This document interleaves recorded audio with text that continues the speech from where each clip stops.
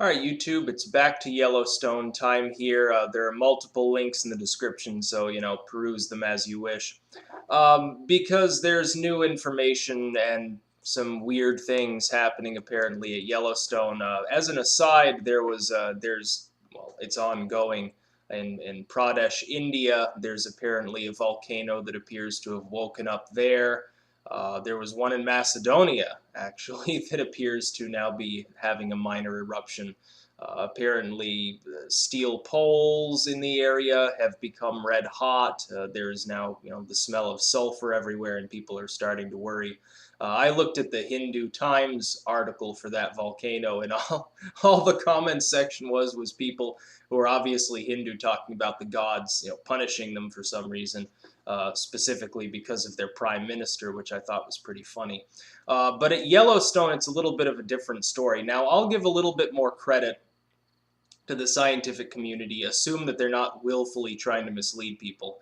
And I think the reason for what I'm about to explain is happening here is that they simply don't want people to worry, and they're sort of hoping that supervolcanoes don't act the same way as normal volcanoes on a routine basis. And so the evidence that's there of a possible impending eruption doesn't apply somehow. But helium levels are apparently still rising at Yellowstone. And if that were happening at any other volcanically active region, people would be, within the geological community would be worrying. There are seemingly harmonic tremors going on, which could be indicative that lava is moving around under the ground. When you get that harmonic sort of tremor, it's not indicative of regular seismic activity. It becomes more indicative of the movement of magma. The people monitoring Yellowstone, the USGS, appear to have turned off a large amount of their equipment right after it started showing various aberrant readings. Now, it could be just down for maintenance. It seems a little bit odd that it would be multiple locations and multiple systems at once. I suppose you can give them the benefit of the doubt there, but I think what's happening is you have all of and there's a temperature rise as well. There was a spike in the water temperature levels, and although I can't confirm it, because, I don't sit there 24/7 looking at live feeds of all of Yellowstone's geysers. There's a Before It's News article on this. It's a YouTube video. I'll link it in the description as well. There's one video claiming that the geyser activity around one of these basins has substantially increased, that geysers in that location not known to erupt very often are now erupting with fair regularity. There was one video, and I'll link that too if I can dig through and find it, which appeared to show Old Faithful suddenly ripping a fissure and jettisoning steam out of, instead of normally there's a blowhole sort of thing there at the geyser, and it squirts the water up in the air. Instead of that, it appears to now have a crack running from its base that steam was simply pouring out of. There was some weird light coming out of it, although it could have been, someone's headlights for all I know. There's also reports, and this does seem to be true, which is worrying. It seems that one or both of the webcam live feeds aren't actually live because they don't sync up. Now, I looked at both feeds for about an hour earlier today to see if they synced up, to see if there was some relation between the one that spits out an updated image roughly every 30 seconds and the one that purports to be completely live. There's no similarity whatsoever. The clouds in the sky are completely different. The people that are standing in each location are completely different. There was, for instance, a person in a wheelchair right at the end of the walkway. Clearly would have been visible from both cameras. They never showed up on the one that updated every 30 seconds. So one of these cams is not live, at least one of them. That's strange, because they both purport to be live cams of Old Faithful Geyser. And they're not. At least one of them is either running a loop of some sort, or simply is repeating footage that's been archived, or the timing is completely off, and it's broadcasting stuff with a 5 or 6 hour delay or one of these things. It could be both of them are on a substantial delay, just because they're afraid that suddenly, magma is going to start pouring out of the ground. But all of the signs point to something destabilizing at this site, and you don't need to be a brilliant individual to understand when you look at the seismic graphs that are posted by the USGS itself, and then you realize that in the last 3 days, there have only been a handful of earthquakes. Before that, there was a week where there were, like 150 earthquakes over that week-long period, which is quite a bit higher than normal. The normal, looking at their graph, seems to be 2 or 3 quakes a week, maybe as many as 10 on an off day in a week-long period. Not that many quakes.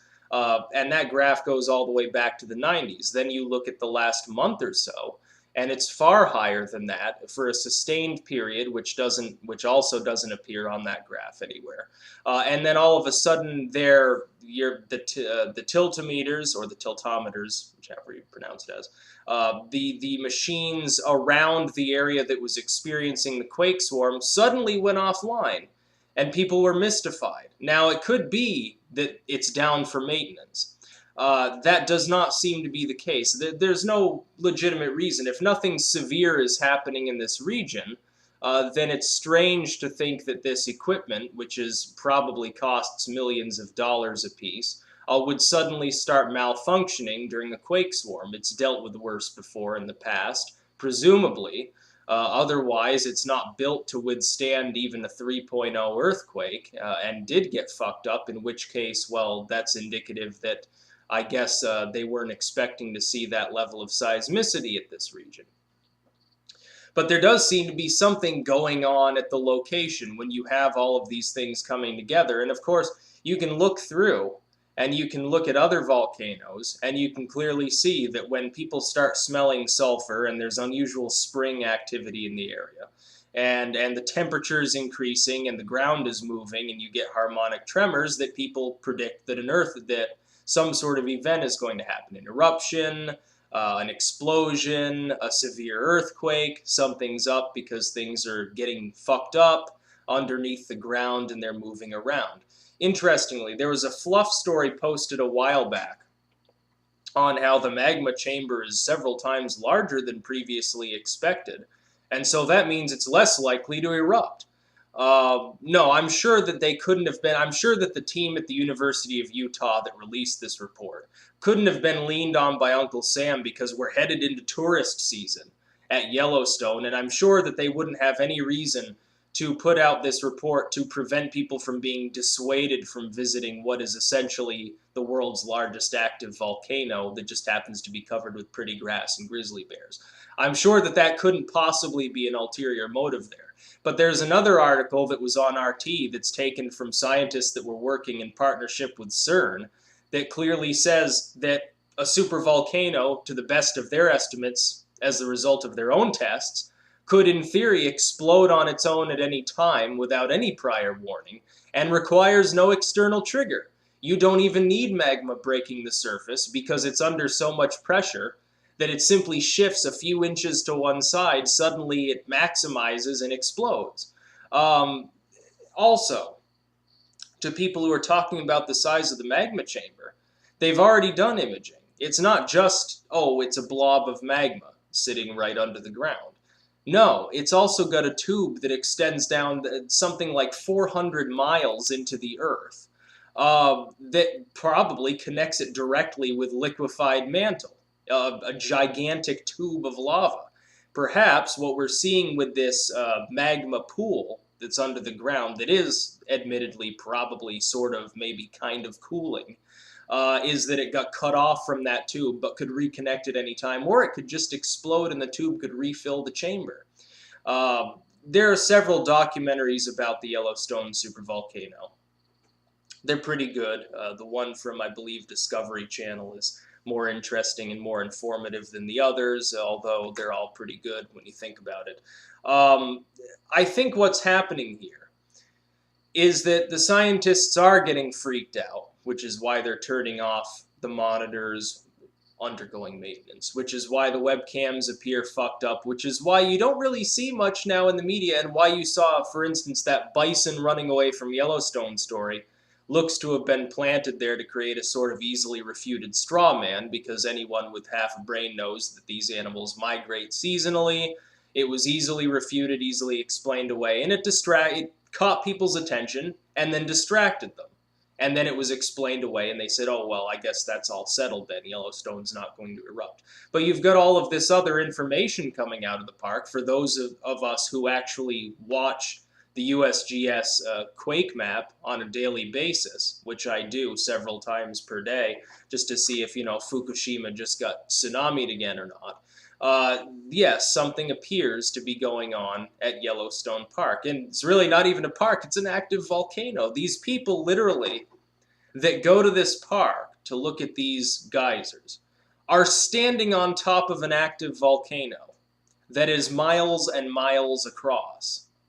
It's enormous. It's larger than this entire county that I'm currently in. And it's ringed, it's basically a gigantic crater. And it's smoldering, and it's releasing all of these fumes and this water vapor and this enormous amount of heat.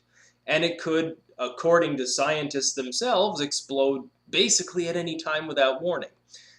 But if it were to explode a month from now, we couldn't say we didn't get warning, because the helium increase, the temperature increase, the supposedly aberrant actions of these geysers are all indicative of a possible eruption.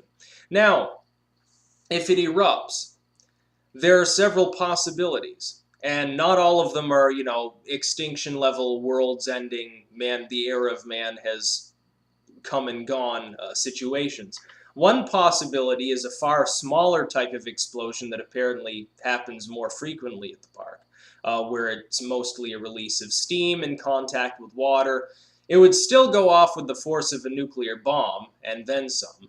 It would still wipe out anyone who happens to be near the park when it goes off, which means, people's corpses would be flying hundreds of miles through the air, potentially, or going into orbit. But it wouldn't be a world-ending scenario, and the worst-case scenario in that case would be sort of a year without a summer. There would be, colder than normal temperatures. Things would quickly get back to normal. It wouldn't really affect life outside of, within a couple 100 miles of Yellowstone very much. There might be some localized famine in areas that get, hit by cold that are marginal to begin with, but it wouldn't be that bad. Sorry to the people who live in the Yellowstone area, but that's actually the preferable scenario. A worse scenario would be a total eruption, but one which is smaller than the larger scale ones that have happened in the past. If you look at the map where they show the last 3 eruptions, clearly they're different sizes, they were different intensities. If it's on the lower scale there, or lower than all 3, it probably won't cause the human race to go extinct. But if it's on the upper end, or it's larger than all 3, yeah, that could probably happen, because you're talking about a reduction in world temperature by 20 or 30 degrees for an extended period of time, which means there would be barely any land on the face of the earth that would be farmable. And people would be probably cannibalizing each other, and then eventually maybe there'd be some people left to repopulate after things go back to normal. For all we know, if the Earth cooled off by that large a margin, we could see the glaciers coming back. We wouldn't have to worry about climate disruption, I guess, because not only would it destroy all world industry, and there'd be no CO2 emissions, and it would reduce the population by like 99%. Not only that, but it would also just immediately refrigerate the entire planet. And areas that have never seen snow would suddenly become Arctic wonderlands.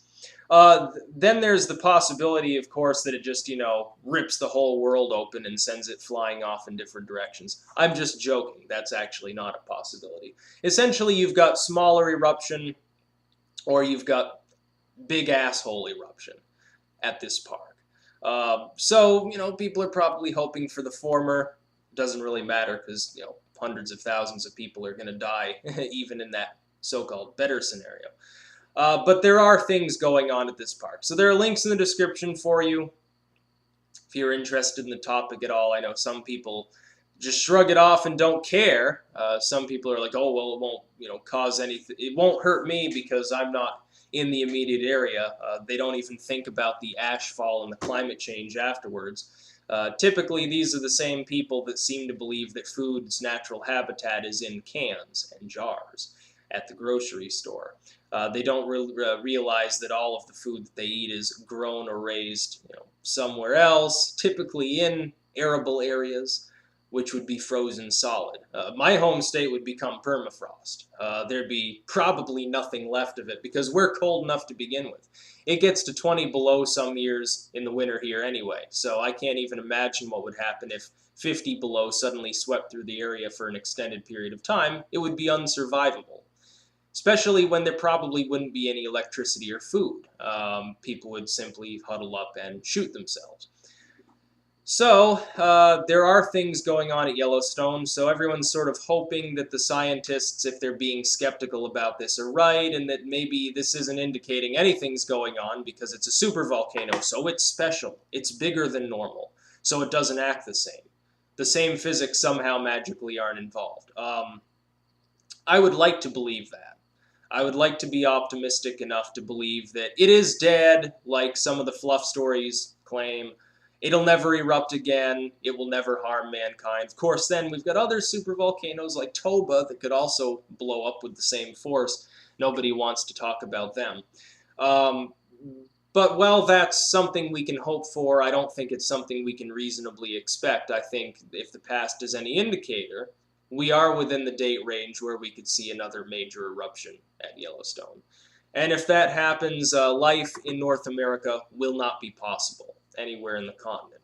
Everybody in the continent will either flee or they will starve and die, unless they happen to live deep underground in a cave in a bunker with about 10 years food supply. I'm sure there are probably people out there that have spent their life digging such a bunker. If you have one, and it blows, might as well seal the hatch. That's about all. Peace out.